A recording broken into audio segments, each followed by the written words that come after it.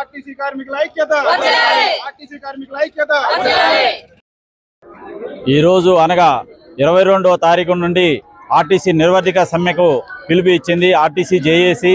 దీని సందర్భంగా డిమాండ్స్ ఆర్టీసీని ప్రభుత్వంలో విలీనం చేయాలని, ఆర్టీసీలో యూనియన్లను పునఃప్రవేశపెట్టాలని, ఆర్టీసీ కార్మికులకు రావాల్సిన 2 పే స్కేలు వెంటనే ప్రవేశపెట్టాలని, అట్లానే ఆర్టీసీ కార్మికులందరికీ ఉద్యోగ భద్రత కల్పించాలని తదితర డిమాండ్లతోని 32 డిమాండ్లతోని గత సంవత్సరం క్రితమే ఆర్టీసీ యాజమాన్యానికి ప్రభుత్వం దృష్టికి తీసుకెళ్లగా గౌరవ ముఖ్యమంత్రి గారు మే 1వ తారీఖున పూర్తి హామీ ఇచ్చారు సమస్యను పరిష్కరిస్తామని.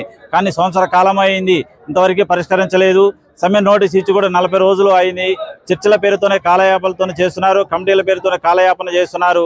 దీనికి పూర్తి బాధ్యత ప్రభుత్వమే వహించాలని, ఆర్టీసీ కార్మికుల హక్కులు మరియు ఈ డిమాండ్స్ నెరవేర్చే వరకు ఆర్టీసీ కార్మికులు జేఏసీగా సమ్మెను నిర్విఘ్నంగా కొనసాగిస్తామని కోరుకుంటున్నాం.